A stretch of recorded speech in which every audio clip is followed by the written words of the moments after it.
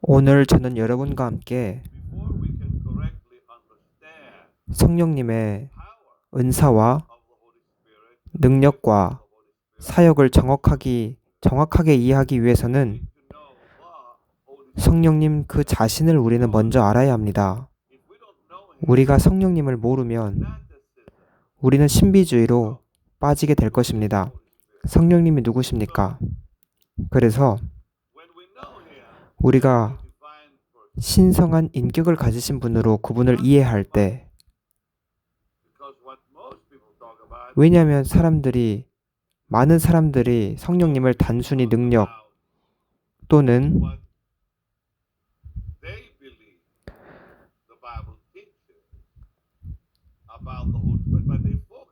그들이 성경을 통해 성령님에 대해 알고 있는 것을 말합니다. 그들은 그분의 능력과 은사에만 집중하고 매우 소수의 사람들만 그분의 인격에 대해 집중하고 있습니다. 왜냐하면 여러분이 그분의 인격을 알 때 그분은 전능하신 하나님이십니다. 그러면 여러분들은 성령님은 우리의 사랑과 우리의 믿음과 우리의 흠모를 또 우리의 항복을 받으실 합당한 분이라는 것을 알게 됩니다. 사람들이 그를 단순히 능력으로 보면 또는 단순히 은사로만 본다면 또는 영향력으로만 본다면 그들은 성령님의 그 신성한 인격, 즉 예배를 받으시기 합당한 항복을 받으시기 합당한 주님의 성품을 빼앗는 것입니다. 사람들이 성령님을 신비적인 능력이나 신비적인 영향력 이렇게만 본다면 그들은 그들의 약점 속에서 성령님을 그냥 단순히 붙잡으려고 하고 장악하려고 합니다. 하지만 사람들이 성령님을 실제적인 인격으로 인지한다면, 즉 그분이 거룩하시고 강하시고 부드러우시고 이렇게 인지하게 된다면 우리는 그분이 우리를 사용하시기를 원하게 됩니다. 그리고 우리는 그분께 항복하게 됩니다. 그래서 사람들이 성령님을 능력이나 신비적인 영향력 이렇게만 말하면 그들은 성령님을 이용하려고 하기 때문입니다. 하지만 우리가 그분을 인격으로 볼 때, 즉 예배를 받으시기 합당한 분으로 보고 우리의 사랑과 믿음과 항복을 받으시기에 합당하신 분으로 알 때 우리는 그분이 거룩하시다는 것을 이해하게 됩니다. 성령님은 단순히 은사가 아니라 거룩하시고 지혜로우시고 강하시고 또 매우 부드러우시고 사랑스러우신 분이라는 것을 알아야 합니다. 이럴 때 우리는 주님께 성령님 저를 사용하소서, 저의 삶을 드리겠습니다. 제가 당신을 사용하는 것이 아닌 주님이 저를 사용하소서 이렇게 말하게 됩니다.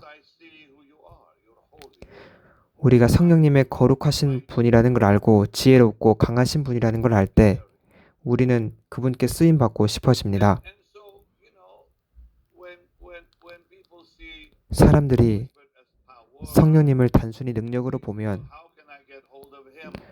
그들은 어떻게 내가 성령을 사용할 수 있을까 이렇게 생각합니다. 하지만 그분을 인격으로 인지할 때 주님 저를 붙잡으셔서 사용하소서 이렇게 말하게 됩니다.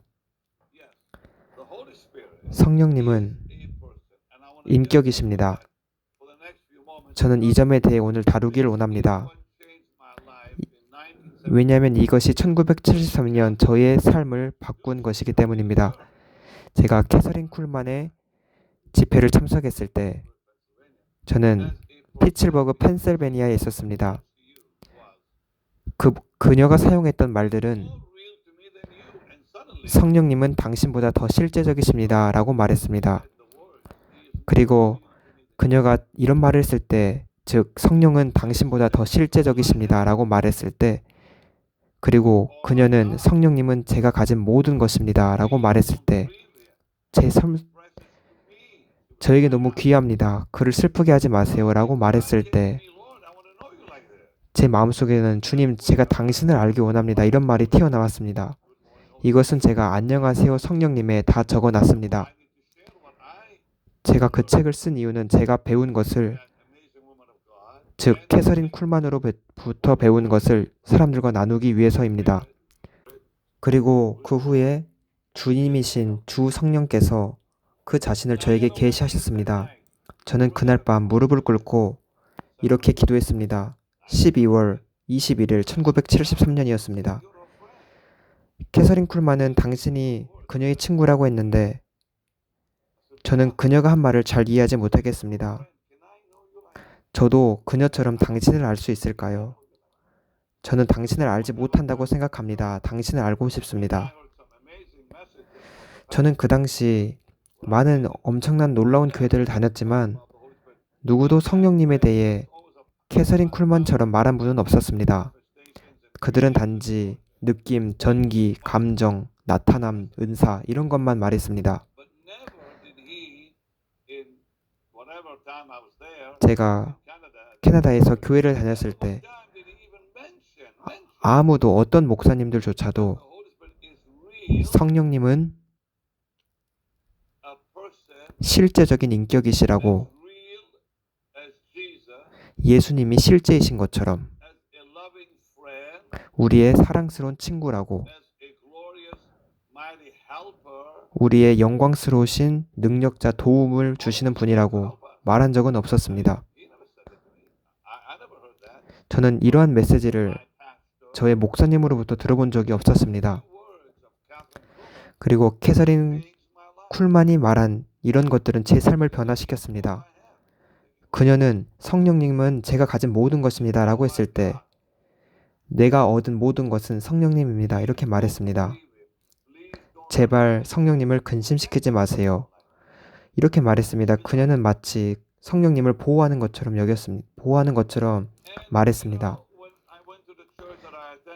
제가 예전에 캐나다에서 어렸을 때 교회 다녔을 때 그들은 소음이 능력이라고 믿었습니다. 그들은 춤추고 노래 부르고 탬버린을 막 흔들고 이렇게 예배드려도 그곳에는 임재가 없었습니다. 제가 예전에 이런 이야기를 여러분께 드린 적이 있습니다. 제 교회에 아주 젊은 남자가 있었는데 그는 귀신 들려 있었습니다. 귀신 들린 한 청년이 있었어. 그때 목사님은 짐이었습니다. 목사님은 항상 주일 밤마다 모두 다 제단 앞으로 나오세요. 기도받을 사람 제단 앞으로 나오세요 라고 했습니다. 이거는 구원을 위한 기도가 아니었습니다. 저는 그곳에 나간 적은 없습니다. 왜냐하면 저는 가서 기도받을 필요가 없었기 때문입니다. 저는 그냥 그 자리에 앉아 있었습니다. 이것은 구원을 위한 결심 기도를 하기 위해 나오라는 것이 아니라 축사 같은 것이 필요했기 때문입니다. 그때 그 시간을 우리는 영광의 시간이라고 불렀습니다. 사람들은 무엇을 더 얻어내기 위해서 그쪽으로 나갔습니다. 어쨌든 이 귀신 들린 한 청년은 한 두 번째 줄쯤에 앉은 걸로 생각하는데 그 친구는 앞으로 가서 기도받을 때 막 몸을 떨기 시작했습니다. 하지만 그 주변에 있는 사람들이 그 청년 주변에서 막 뭐를 가져가듯이 몸을 만지는 것이었습니다. 아주 웃긴 순간이었습니다. 그 친구는 사실 귀신 들려 있었는데 사람들은 그가 진동하니 성령의 능력이 임하는 줄 알고 그 능력을 취하려고 막 손으로 그 사람을 만지기 시작했습니다. 그리고 그 친구는 저와 함께 캐서린 쿨만 집회 후에 갔습니다. 그래서 제가 우리 함께 캐서린 쿨만 미팅에 가자. 그러면 치유받을 수 있고 자유롭게 될 수 있어. 아무도 너에게 손을 얹진 않을 건데 너는 자유롭게 될 거야. 하지만 귀신은 그 친구가 캐서린 쿨만 집회에 가는 것을 허락하지 않았습니다. 그는 집회 문이 열리자마자 그는 갑자기 환각 증세를 일으키며 갑자기 미친 증세를 보이며 숨을 헐떡이며 그 문을 들어가지 않고 다른 곳으로 도망쳤습니다. 그리고 저는 그를 절대로 다시 보지 못했습니다. 아주 슬픕니다. 그 친구는 교회에서 누군가가 자신을 도와주기를 계속 원했습니다. 하지만 그 어느 누구도 그가 귀신 들렸다는 것을 알아챈 사람은 없었습니다. 짐 포인터라는 아주 사랑스러운 목사님이 있습니다. 그분은 저를 정말 영향을 미친 분인데 그분은 피츠버그에서 토론토까지 버스를 운행했습니다. 어느 순간 그분은 그 청년을 만나서 버스에 태웠습니다. 그리고 그 불쌍한 청년은 하나님께서 자신을 자유케 하기를 계속 원했습니다. 그리고 우리는 집회가 시작하는 새벽 5시쯤에 문 앞에 도착했습니다. 9시에 시작하지만 문은 5시부터 열리기 때문입니다. 그리고 그 문이 열리자 귀신이 그를 공격하고 그는 밖으로 도망친 것입니다. 이런 일들은 오늘날 많은 교회에 나타나고 있습니다. 왜냐하면 사람들의 마음속에 성령님에 대한 계시가 없기 때문에 이런 일이 일어납니다. 그들은 단순히 은사에 대해서만, 능력에 대해서만 생각합니다. 우리는 그 전에 그분은 실제로 사랑이 많으신, 자비로우신, 놀라우신 우리의 조력자이시고 인격이라는 것을 알아야 합니다. 그분은 우리 삶의 어떤 위급 상황에서도 우리를 도와줄 준비를 하고 계십니다. 우리가 그 집회를 마치고 집으로 돌아갔습니다.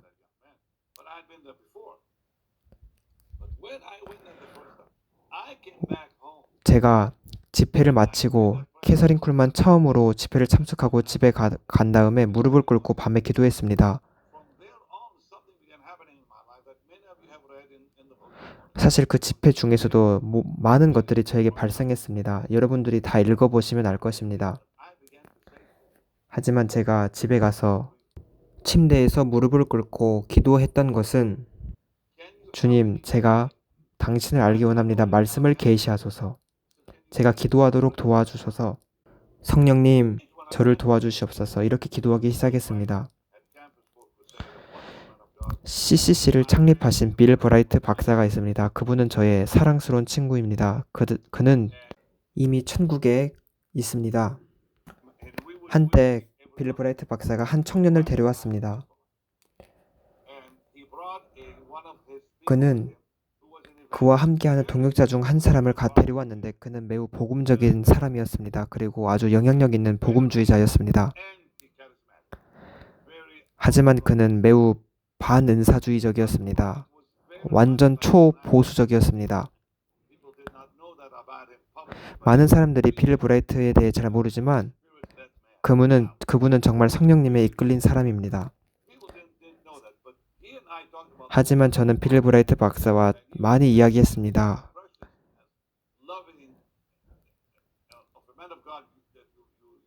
그분은 정말 귀하신 하나님의 사랑스러우신 사람이고 성령님에 대해 열려 있으신 분이었습니다. 그가 이제 그 자기의 청년을 데려오고 그 청년이 이제 전도 여행을 간다고 했습니다. 그리고 우리는 처음에 그 청년과 함께 성령님에 대해 이야기했습니다. 그리고 처음엔 좋게 시작했는데 점점 대화의 상태가 안 좋아지기 시작했습니다. 제가 성령님께 도움을 청해야 된다 이라고 말했을 때 그는 제 말에 동의하지 않았습니다. 제가 말했습니다. 한번 성령님께 말씀 전하기 전에 도와달라고 한번 요청해 보는 게 어때? 그래서 그가 말했습니다. 제가 보기에는 그분은 머릿속에서 정말 혼동이 있는 것처럼 보였습니다. 우리가 아버지와 아들에게 이야기하는 것처럼 성령님께도 이야기하라고 제가 말했습니다. 그는 정말 어리둥절을 하는 모습이었습니다.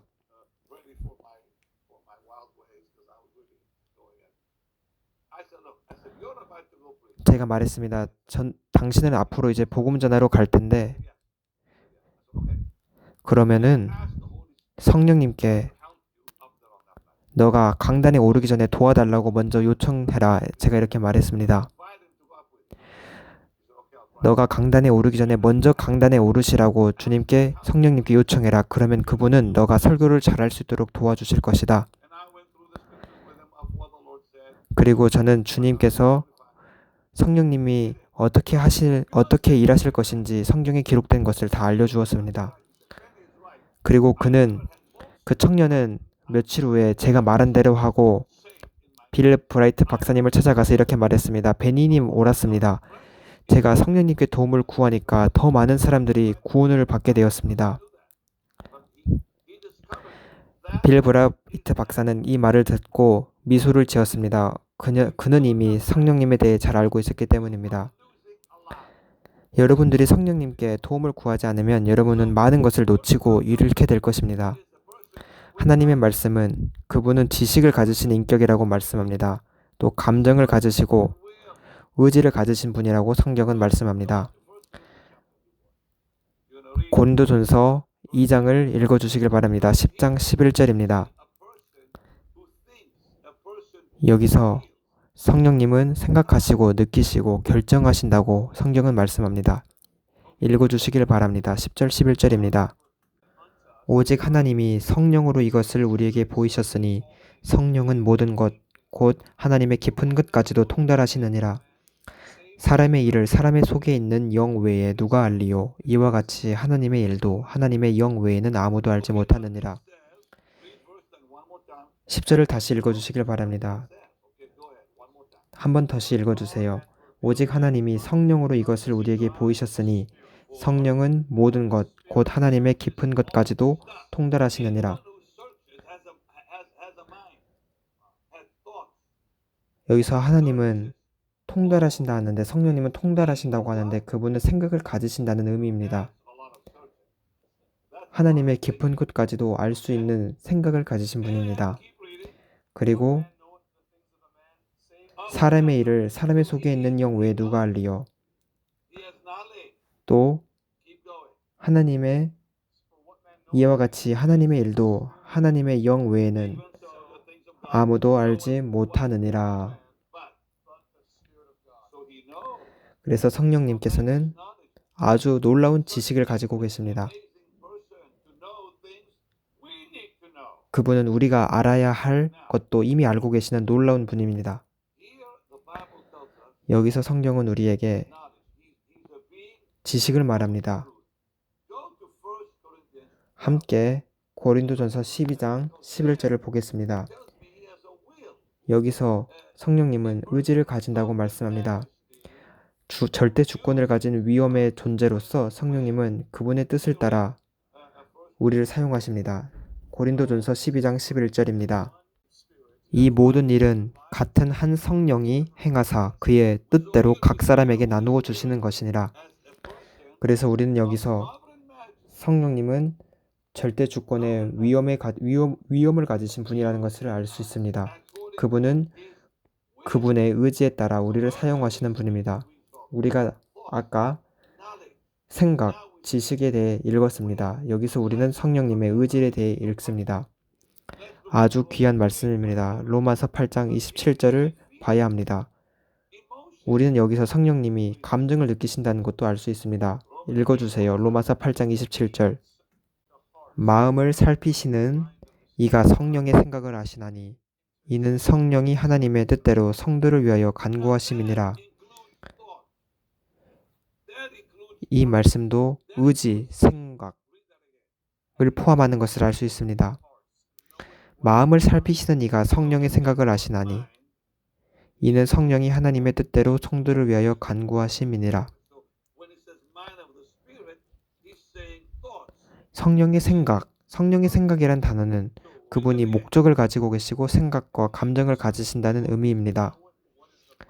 성령의 생각을 아시나니 이는 성령이 하나님의 뜻대로 성도를 위하여 간구하심이니라.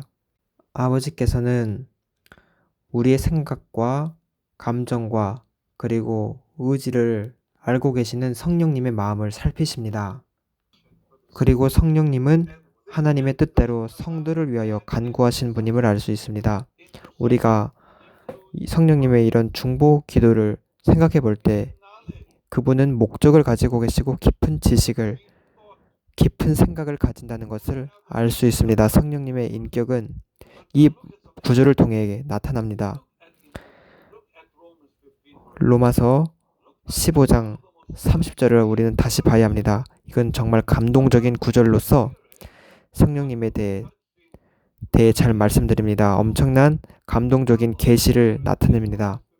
로마서 15장 30절입니다. 형제들아, 내가 우리 주 예수 그리스도와 성령의 사랑으로 여기서 성령의 사랑에 대해 바울은 말합니다. 저는 여러분들을 이해시킬 수 있는 충분한 말씀을 구절을 알려드렸습니다. 그분은 인격이십니다. 얼마나 자주 우리가 하나님의 사랑에 대해 생각합니까? 항상 생각합니다. 우리는 예수님의 사랑에 대해 얼마나 생각합니다. 얼마나 생각합니까? 엄청 많이 생각합니다. 그러면 우린 성령님의 사랑에 대해 얼마나 생각합니다. 생각합니까? 별로 생각하지 않습니다. 다시 읽어보십시오. 형제들아, 내가 우리 주 예수 그리스도와 성령의 사랑으로 말미암아 너희를 권하노니.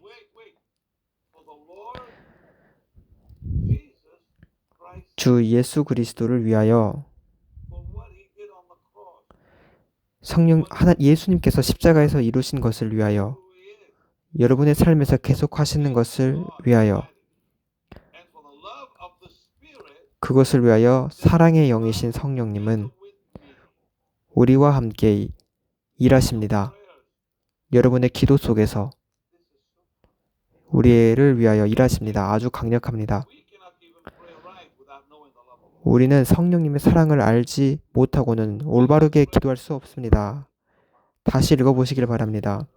형제들아, 내가 우리 주 예수 그리스도와 성령의 사랑으로 말미암아 너희를 권하노니. 그분은 예수님이 이루신 것을 우리 삶 속에서 계속해서 행하시는 분입니다. 그분은 사랑의 영이시며 놀라운 진리를 가지고 계시고 너무 감동적이고 너무 우리를 터치하시고 만지시는 분입니다. 우리는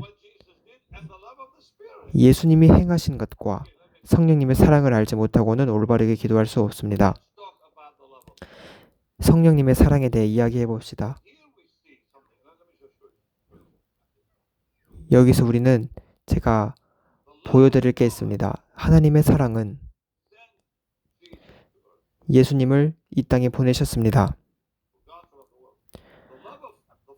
하나님 아버지의 사랑은 예수님을 지구에 보내셨고, 예수님의 사랑은, 아들의 사랑은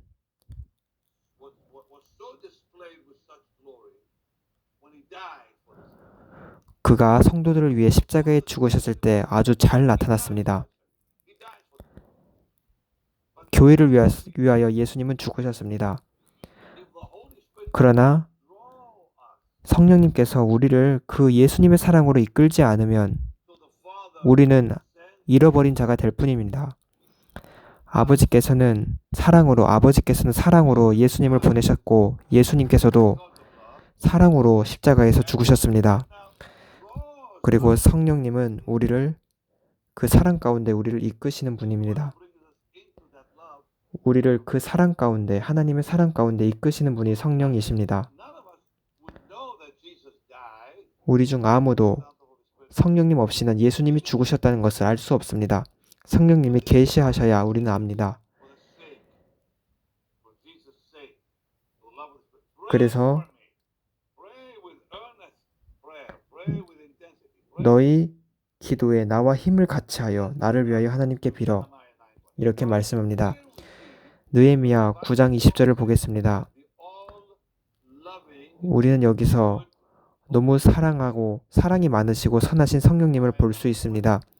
느헤미야 9장 20절입니다. 또 주의 선한 영을 주사 그들을 가르치시며. 하나님께서는 선하신 영을 주셔서 그들을 가르치셨습니다. 주의 만나가 그들의 입에서 끊어지지 않게 하셨습니다. 이것은 성령님의 선하심 때문입니다.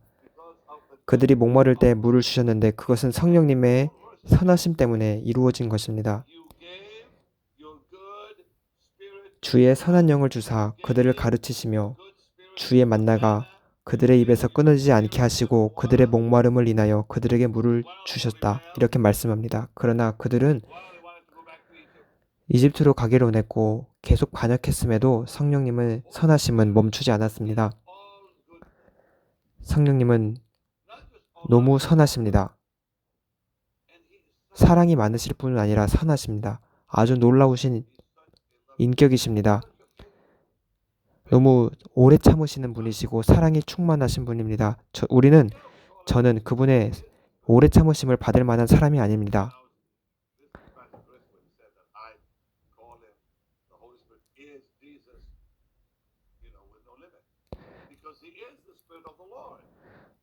저는 예수님을 제한이 없으신 예수님이라 이렇게 부르기도 합니다. 그분은 주님의 영이시기 때문입니다. 우리는 성령님은 오늘 우리 마음속에서 일하시고 우리의 삶 가운데서 일하시는 분이라는 것을 알아야 합니다. 오늘날 우리는 그분의 음성을 들을 수 있습니다. 오늘 제가 기도할 때 성령님께서 저에게 무엇을 말씀하셨는데 너무 아름다웠고 그분께 감사를 들었습니다.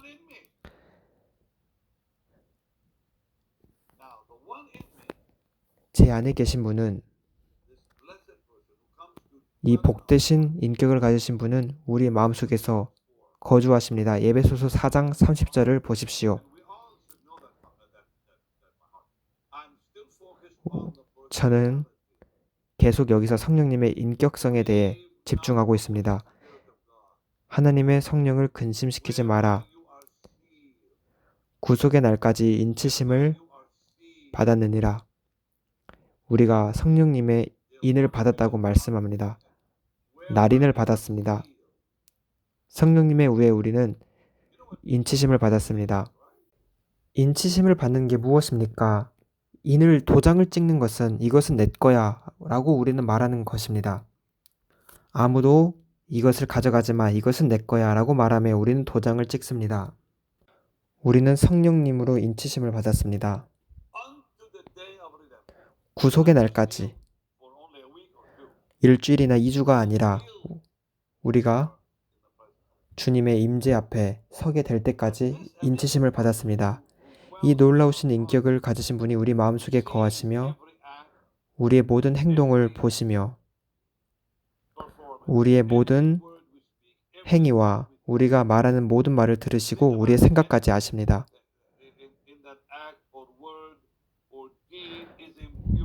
우리가 말하고 생각하는 모든 것 중에 거룩하지 못하고 더러운 것이 또 친절하지 않고 이기적이고 거짓된 것이 있다면 그것은 성령님을 슬프시게 합니다. 다시 읽어주시길 바랍니다. 성령님을 근심시키지 마라. 잠시 기다리십시오.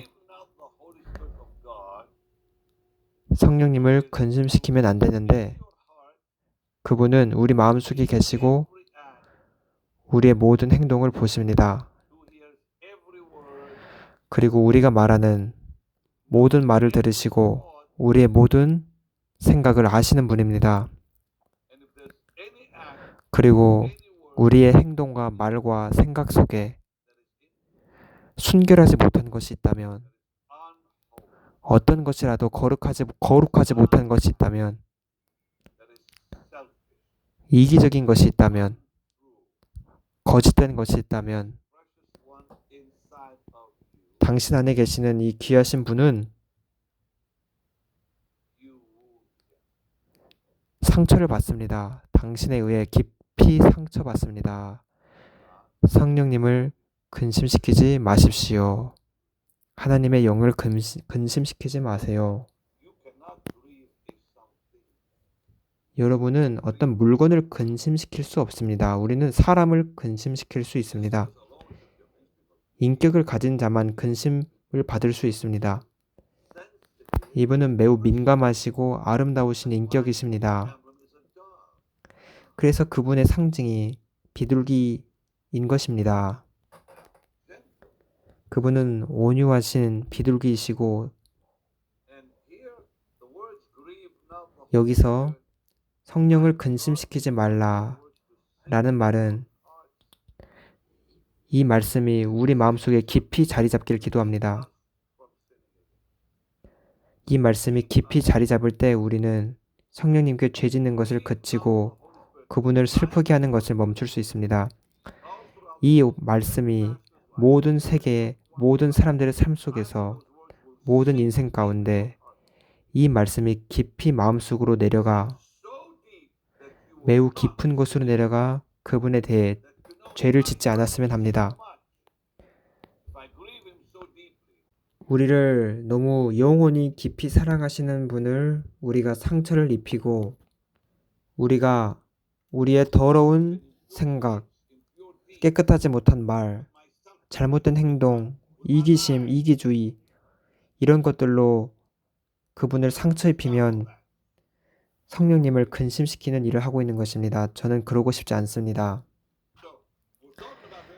우리는 지금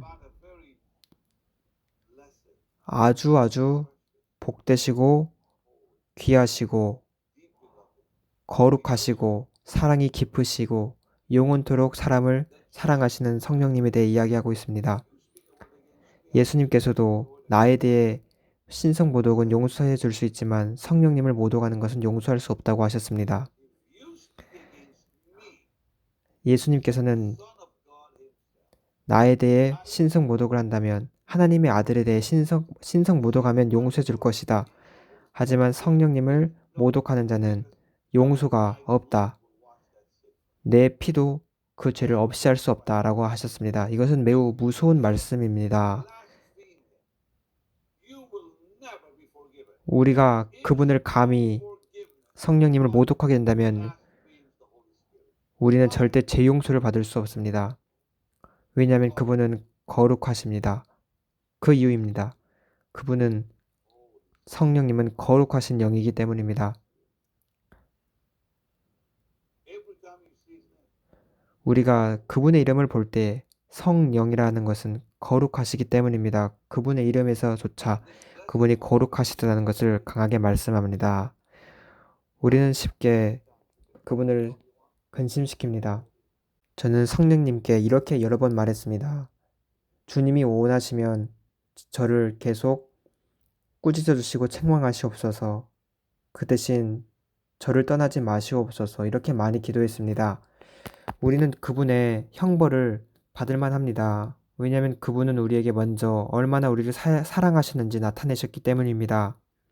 성령님이 떠나시는 것은 우리가 상상할 수 있는 것 중에서 가장 무서운 것입니다.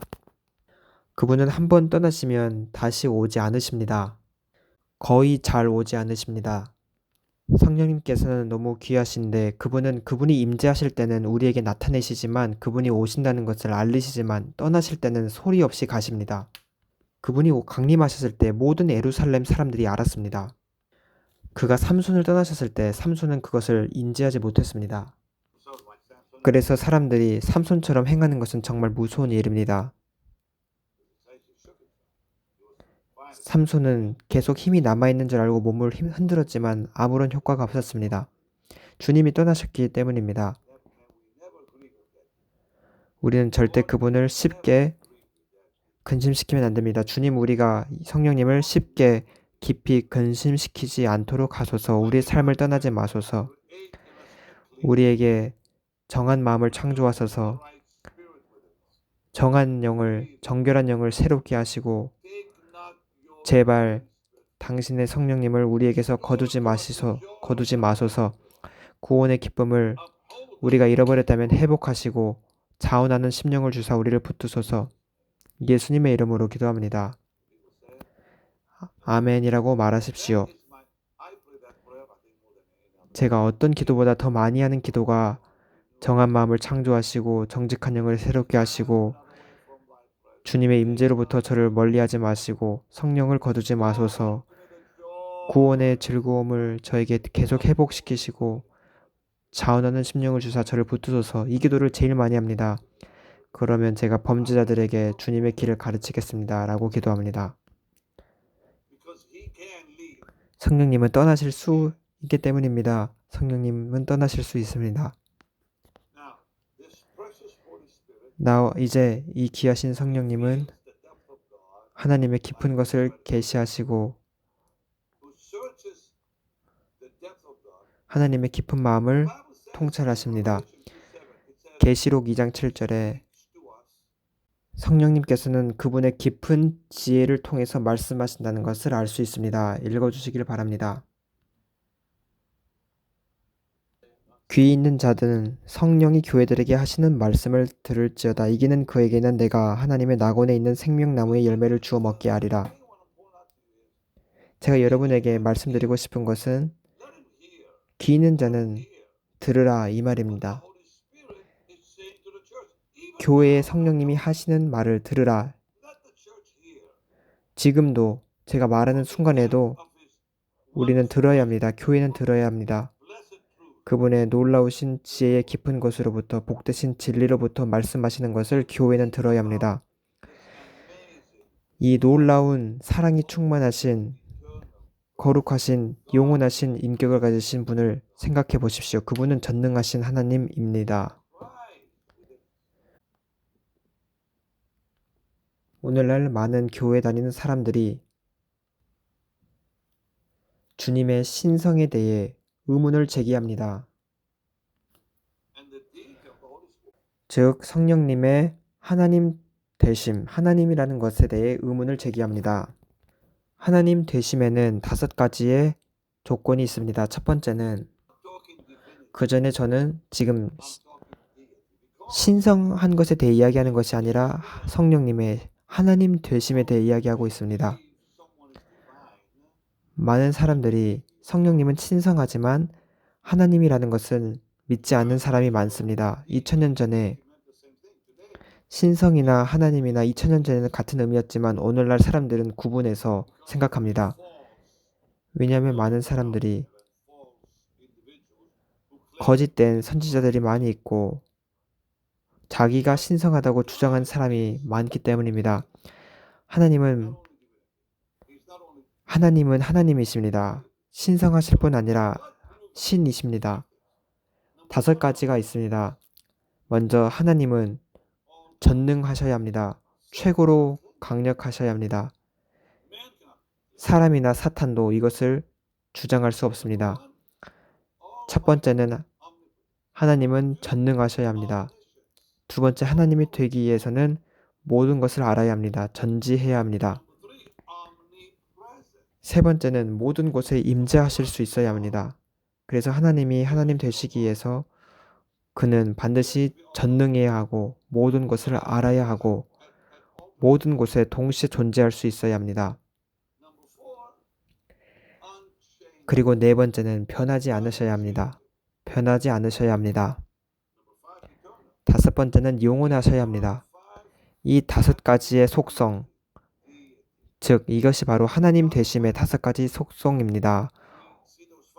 오직 우리는 삼위일체 하나님을 통해서 이 속성을 성경을 통해 하나님이 이 5가지를 가지신다는 것을 알 수 있습니다.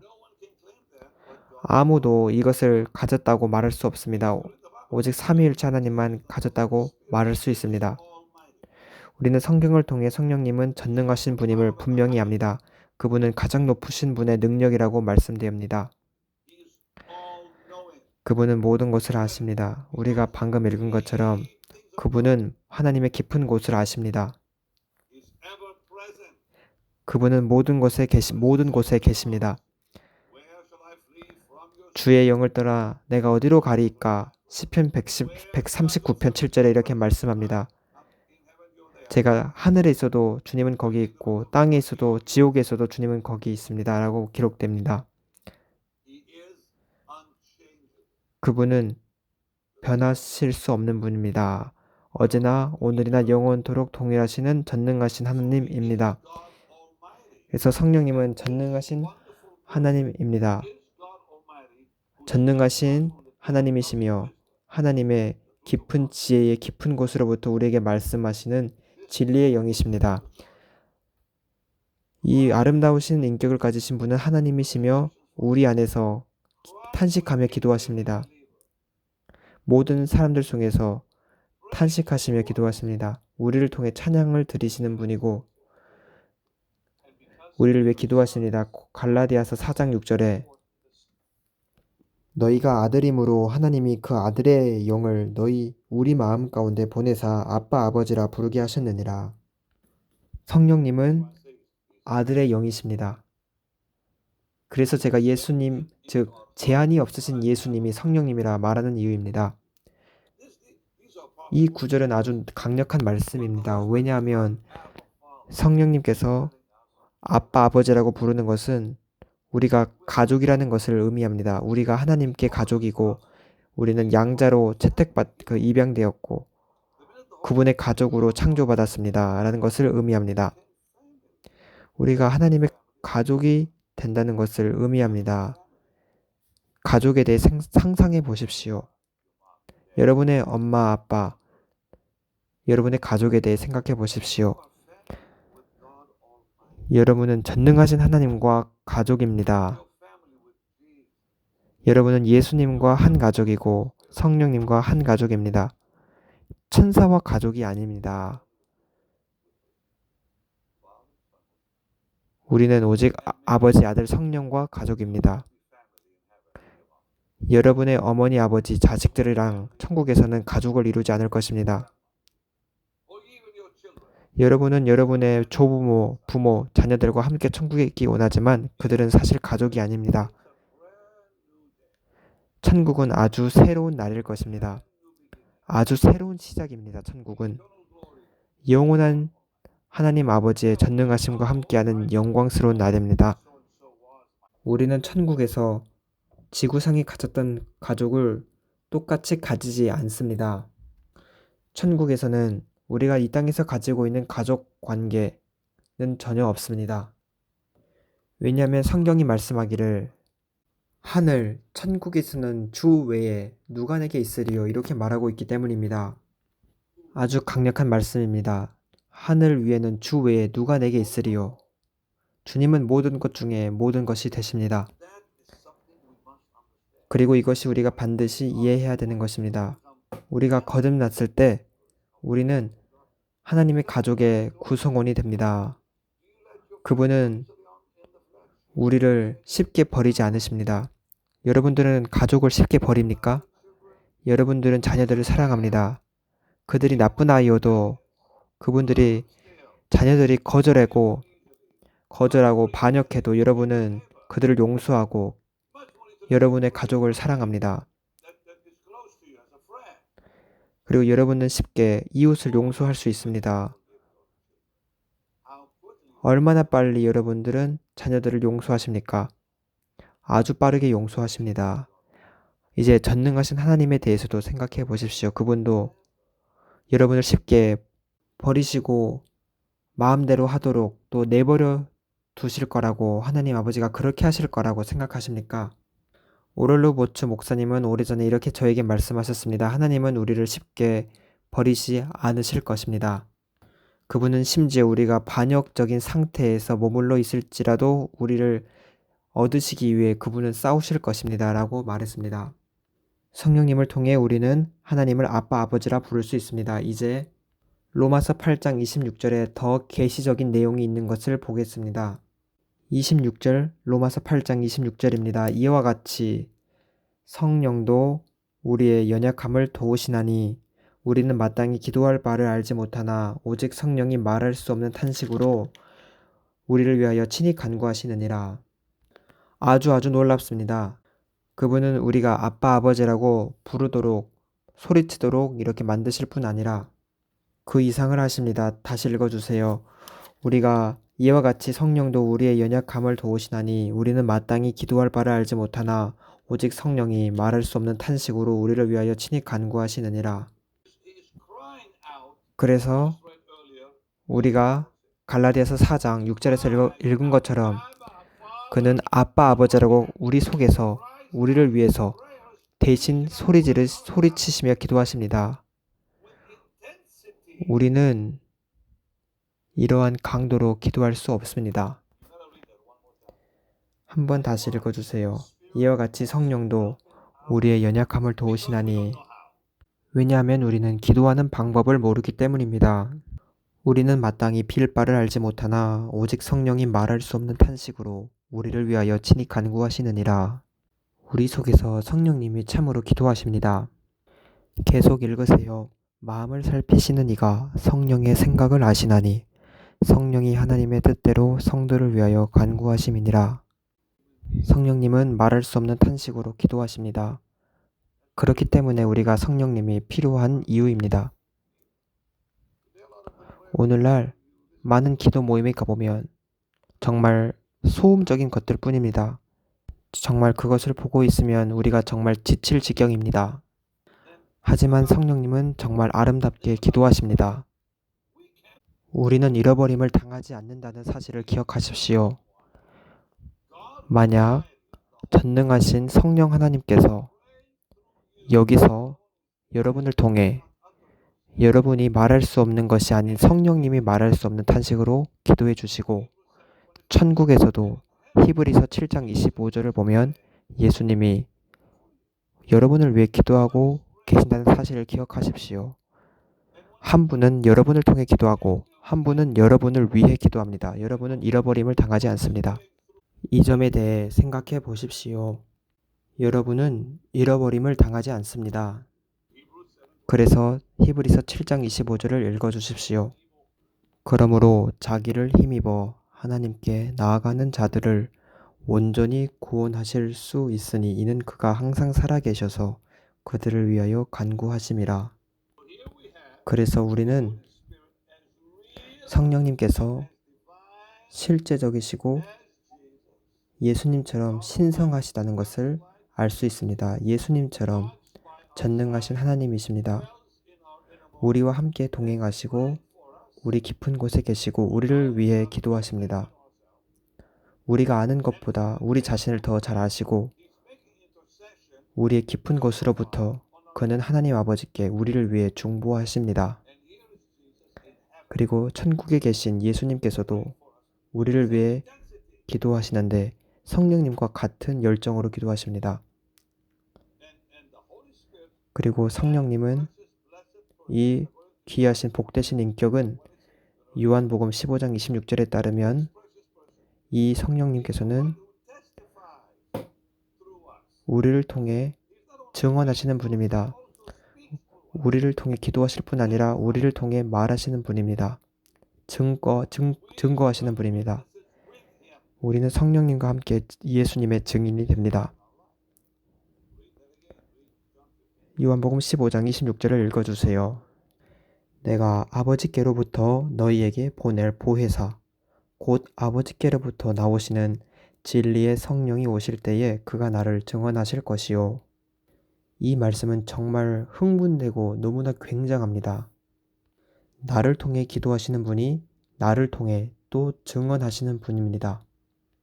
성령님이 우리를 통해서 설교하시는 것입니다. 우리는 예수님의 증인이 됩니다. 그러나 성령님께서 실제로 증언하시고 예수님을 증거하십니다. 우리를 사용하셔서 우리의 그릇을 사용하셔서 예수님을 증언하시고 증인의 역할을 감당하게 하십니다. 우리와 함께 동역해 주십니다.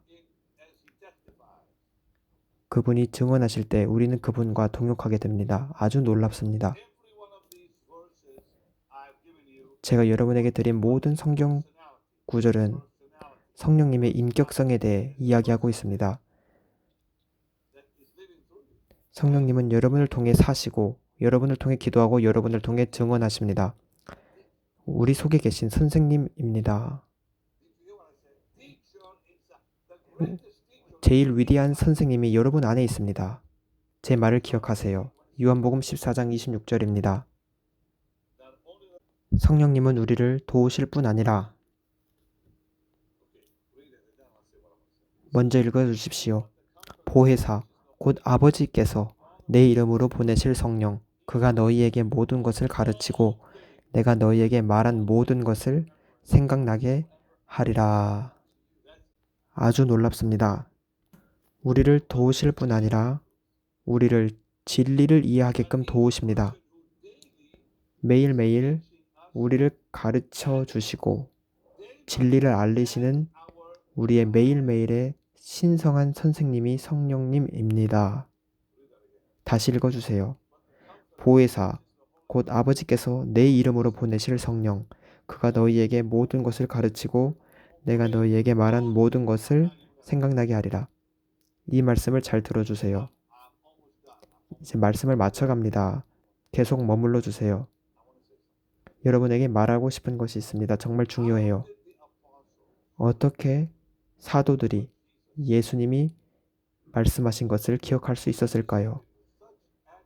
예수님이 말씀하신 것을 엄청난 정확성으로 기억해서 적을 수 있었을까요?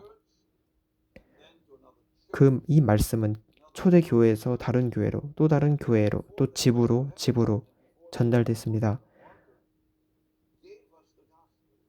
그들이 순교당하기 전에 성도들에게 복음을 전했습니다. 그리고 우리가 오늘날 아는 신약 성경은 예수님이 승천하시고 난 후 그 바로 직후에는 없었습니다. 예수님 승천하신 직후 마태, 마가, 누가, 요한복음은 아주 오랫동안 초대교회에 없었습니다. 그들은 사도행전도 없었습니다. 서신서도 없었습니다. 또 50년 후에 신약 시대 교회에도 신약 성경은 없었고 구약 성경만 가지고 있었습니다. 그러면 어떻게 마태가 또 베드로로부터 배운 마가가 어떻게 또 바울로부터 말을 들었던 누가가 어떻게 이러한 신약 성경의 상세함을 어떻게 알 수 있었을까요? 어떻게 요한은 이 모든 것을 수십 년 후에 기억할 수 있었을까요? 이것이 방금 읽은 구절이 정답입니다. 다시 읽어주시길 바랍니다. 요한복음 15장 26절입니다. 보혜사, 곧 아버지께서 내 이름으로 보내실 성령, 그가 너희에게 모든 것을 가르치고 내가 너희에게 말한 모든 것을 생각나게 하리라. 성령님께서 예수님이 말한 모든 것을 생각나게 하신 것입니다. 제가 이전에 이런 말을 한 적이 있습니다. 만약 어떤 분이 여러분에게 예언을 준다면 우리는 그 받은 예언을 일주일 또는 한 달 그 이상 기억할 수 없습니다. 기억에 한계가 있기 때문입니다. 하지만 하나님이 정말 주신 예언은 우리는 끝까지 기억할 수 있습니다. 저는 40년 전에 받은 하나님이 주신 예언을 기억하고 있습니다.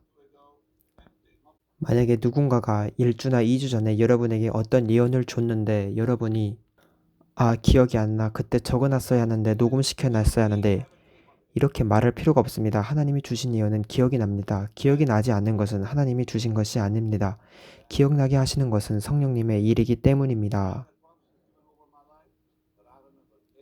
제가 여러분에게 진심으로 말하는데 하나님이 저에게 주신 예언은 저는 언제 누가 어디서 줬는지 저는 모두 기억하고 있습니다. 어떤 사람들이 저에게 예언을 하는데 어떤 사람들의 예언은 제가 그냥 묵살합니다. 왜냐하면 필요하지 않기 때문입니다. 우리는 마음으로 이 사람이 왜 이런 말을 하는지 그 의도를 알 수 있기 때문입니다. 만약 성령님이 주신 진짜 예언은 우리는 잊어버릴 수가 없습니다. 여러분이 받은 예언을 기억하지 못한다면 어떻게 그 예언을 통해 권면을 받고 위로를 받고 덕세움을 받을 수 있겠습니까? 예언은 위로하고 권면하고 덕을 세우는 거야 합니다. 다른 사람이 여러분에게 준 예언을 기억하지 못한다면 어떻게 그것이 예언의 기능을 할 수 있겠습니까? 성령님께서는 우리에게 증언하시고 기억나게 하시고 놀라운 선생님이십니다. 하나님의 진리를 매일매일 가르치십니다. 또한 우리의 지도자이십니다. 우리를 지도하시는 분이고 우리의 인생의 상사, 최고 지도자이십니다. 로마서 8장 14절은 분명히 말합니다. 그분은 우리의 지도자라고 인도자라고 말씀하십니다. 로마서 8장 14절을 읽어주세요. 아주 많은 말씀이 들어있습니다. 무릇 하나님의 영으로 인도함을 받는 사람은 곧 하나님의 아들이라. 그래서 우리를 손잡고 걸으시며 온유하게 우리를 이끄십니다. 어디로 우리가 가야 할지, 우리를 어떤 길로 가야 할지 알려주십니다. 우리를 아름답게 인도해 주십니다. 또 우리를 하나님이 우리가 가기를 원하지 않은 곳으로 가지 않도록 도우십니다. 사도행전 16장을 보시면 됩니다. 저는 이제 말씀을 거의 마쳤습니다. 저는 여러분들께 성령님께서 항상 여러분을 위해 계시며 절대 그분을 무시하지 말라고 부탁드립니다. 여러분은 무시받고 싶습니까? 아니잖아요. 저도 무시받고 싶지 않습니다. 성령님을 절대 다시 무시하지 마십시다. 성령님을 초청하고 환영하십시오. 우리의 삶 가운데 매일매일 우리의 선생으로서, 우리의 인도자로서 그분에게 도움을 구하십시오. 그분은 우리 안에 계십니다. 제 안에, 여러분 안에 계십니다. 여러분과 그분은 하나입니다. 사도행전 16장 6절, 7절을 읽어주시길 바랍니다. 성령이 아시아에서 말씀을 전하지 못하게 하시거늘 그들이 부르기아와 갈라디아 땅으로 다녀가 무시아 땅으로 무시아 앞에 이르러 비두니아로 가고자 예스되 예수의 영이 허락하지 아니하시는지라. 이들은 말씀을 전하는 것이 금지당했습니다. 왜죠? 성령님께서 그들이 가려고 하는 길을 막으셨기 때문입니다. 그들은 하나님의 뜻 밖으로 나가고 있었기 때문입니다. 그래서 성령님은 아주 복되신 방법으로 그들을 지도하시고 손잡고 이끄십니다. 우리가 어디로 들어가야 할지 인도하십니다. 또한 어디로 가지 말아야 할지 막으십니다. 우리가 하나님의 뜻 밖으로 나가면 그분은 우리를 막으십니다. 우리가 하나님 뜻 밖으로 나가면 우리는 결국 많은 경우 어려움에 빠집니다. 하지만 성령님은 정말 귀하셔서 권위를 가지시고 너는 이쪽으로 가면 안 돼. 이렇게 말씀해 주십니다. 저는 오럴 로버츠 목사님과 함께 앉아서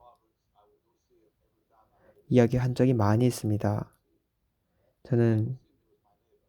그분은 저의 이웃이었고 20년이 넘도록 저와 친구였습니다. 저는 그분 앞에 무릎을 꿇고 그분은 저에게 예언해 주셨습니다. 제가 대형 집회를 나가기 전 목사님 저는 인도로 가요, 아프리카로 가요, 아시아로 가요. 기도해 주세요라고 했습니다. 그가 말했습니다. 내가 마음으로 당신과 함께 가겠네. 자네와 함께 있겠네. 이렇게 말씀해 주셨습니다. 저는 이와 같은 하나님의 사랑과 가까이 있었다는 것이 정말 귀한 순간이었다고 생각합니다. 제가 아프리카 라이베리아로 집회를 가기 전에 오렐 로버츠 목사님 집에 들려 기도받으려 했습니다. 저에게 안수해 주십시오 라고 말했습니다. 그는 제가 앉아있던 곳에서 5발자국 좀 떨어진 곳에 있었습니다. 제가 일어나서 그분에게 가서 무릎 꿇으려고 하자 그분이 막으셨습니다. 그대로 앉아있으라고 하셨습니다. 그것은 처음 있는 경우였습니다. 그가 저를 바라보면서 저를 응시하면서 제가 불편함을 느낄 때까지 계속 저를 바라봤습니다. 저는 마침내 하나님께서 그분에게 이야기하고 있다는 것을 알게 되었습니다. 그분의 눈은 정말 불꽃처럼 빛나고 있었습니다. 그분이 말했습니다. 당신은 라이베리아로 갈 것이고 미국에 돌아올 때는 관에 실려서 올 것입니다. 하나님은 당신을 일찍 죽게 함으로 당신을 심판하실 것입니다. 저는 너무 놀라서 제가 들은 것을 믿을 수 없었습니다.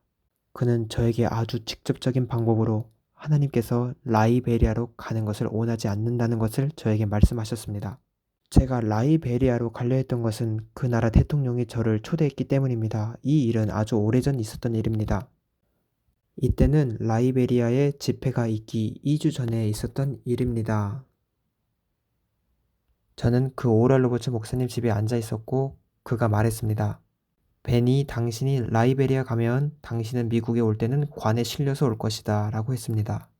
당신을 일찍 죽게 하심으로 하나님이 당신을 심판하실 것이다 라고 하셨습니다. 그래서 저는 가지 않겠습니다. 그래서 저는 주안 지메네즈 목사님께 제가 갈 수 없다고 라이베리아로 갈 수 없다 했습니다. 그는 매우 화났습니다. 어떻게 감히 이렇게 취소할 수 있습니까? 전체 국가가 당신을 기다리고 있어요. 모든 곳에 제가 광고했어요. 제가 말했습니다. 오럴 로버츠가 제가 거기 가면 죽는다고 했습니다. 저는 죽고 싶지 않습니다. 가지 않을 겁니다. 그가 말했습니다. 당신은 그의 말을 믿습니까? 네, 저는 분명 믿습니다. 그가 하나님으로부터 받았다는 말을 저는 알고 있습니다. 그 말을 들은 존 목사님은 너무 화가 났습니다. 그리고 2주 후에 제가 집회가 잡혀있던 그 2주 후에 라이베리아에서는 전쟁이 터졌습니다. 저를 초대했던 대통령은 권력을 잃고 많은 사람들이 죽임당했습니다. 제가 갔더라면 저도 죽임을 당했을 것입니다. 하나님, 오럴 로버츠를 통해 말씀해 주셔서 감사합니다. 라고 했습니다. 정말 저를 흔들어 버리는 경험 같은 것이었습니다. 제가 만약 그곳에 갔더라면 저는 내전에서 죽었을 것입니다.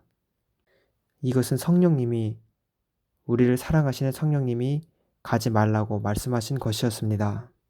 제가 2000년대 초반에 인도 집회를 갖고 많은 사람들이 다시 오라고 했습니다. 하지만 주님은 다시 가지 말라고 하셨습니다. 그리고 저는 가지 않겠다고 모든 집회를 취소했습니다. 오럴 로버츠도 그렇게 하셨고 제 엄마도 이렇게 말씀해 준 적이 있습니다. 하나님이 가지 말라 하신다. 이렇게 말씀하셨습니다. 수천 명의 사람들이 저를 기다렸습니다. 하지만 하나님이 보내신 곳이 아니면 가지 마세요. 수백만이 기다려도 가면 안 됩니다. 저는 정말 이 말씀을 드려야 할 사람에게 말합니다. 기다리십시오. 하나님이 길을 여실 때까지 기다리십시오. 성령님이 길을 여실 때까지 기다리세요. 오늘날 우리는 성령님이 필요합니다. 더욱더 필요한 시대에 살고 있습니다. 왜냐하면 그분은 이 지구에서 예수님을 대신해서 우리 곁에 있는 분이시기 때문입니다. 로마서 16장, 요한복음 16장 7절입니다. 그러나 내가 너희에게 실상을 말하노니 내가 떠나가는 것이 너희에게 유익이라. 내가 떠나가지 아니하면 보혜사가 너희에게로 오시지 아니할 것이요 가면 내가 그를 너희에게로 보내리니. 주님께서는 떠나시는 것이 필요하셨고 하지만 우리를 위해 주님의 자리를 대신할 성령님을 보내주셨습니다. 사도행전 1절 4절의 말씀처럼 성령님을 아버지 하나님께로부터 우리에게 보내주신다는 것은 약속 중에 약속이라 생각합니다. 이 말씀 읽고 기도하겠습니다. 사도와 함께 모이사 그들에게 분부하여 이르시되 예루살렘을 떠나지 말고 내게서 들은 바 아버지께서 약속하신 것을 기다리라. 성령님은 약속 중에 약속이십니다. 제일 위대한 약속이십니다. 주님 감사드립니다. 저와 함께 손을 드세요. 주님 감사합니다. 성령님을 보내주셔서 감사합니다. 성령님 없이 우리가 어디로 가겠습니까? 놀라우신 예수님 감사드립니다. 성령님을 보내주셔서 감사합니다. 저와 함께 매일 있게 해주셔서 우리와 함께 있게 하셔서 감사합니다. 우리를 매일매일 인도하시고 우리를 가르쳐 주옵소서. 복되신 성령님, 우리를 떠나지 않음에 감사드립니다. 우리에게 매일 오래 참아주셔서 매일 사랑해 주셔서 매일 예수님을 계시해 주셔서 감사드립니다. 우리가 주님을 함께 모실 수 있음에 합당하지 않음에도 떠나지 않으셔서 감사합니다. 우리가 반역할 때도 불순종할 때도 함께 있으셔서 감사합니다. 항상 우리와 함께 계시고 매일 우리의 마음을 매일매일 변화시켜 주셔서 감사합니다. 우리가 예수님의 아름다운 형상을 충만하게 받을 때까지 우리는 포기하지 않겠습니다. 성령님을 저버리지 않습니다. 우리를 주 예수님의 성령님의 능력으로 주 예수님의 형상으로 변화시켜 주셔서 주님 감사합니다. 놀라우신 성령님 감사합니다. 주님의 위로에 감사합니다. 주님의 힘에 감사합니다. 주님에 대해서 감사드립니다. 제가 만난 모든 분 중에서 제일 흥미로운 분이 성령님입니다. 우리 삶 속에서 절대로 떠나지 말아 주옵소서. 오늘 우리의 그릇을 주님의 피로 깨끗하게 씻으소서. 정결하게 하소서. 사랑하는 예수님, 주님의 피에 감사드립니다. 우리를 모두 주님의 보혈로 씻어 주시옵소서. 귀하신 성령님, 주님의 보혈이 우리에게 실제가 되게 하소서.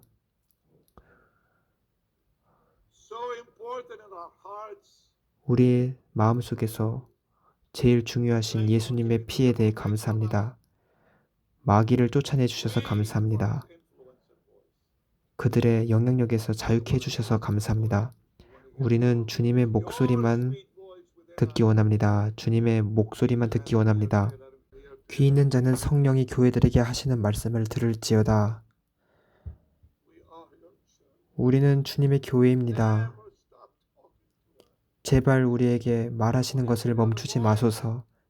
우리는 다른 목소리를 듣기 원하지 않습니다. 우리 속에서 말씀하소서. 예수님 이름으로 기도합니다. 예수님께 할렐루야를 드립니다. 아멘.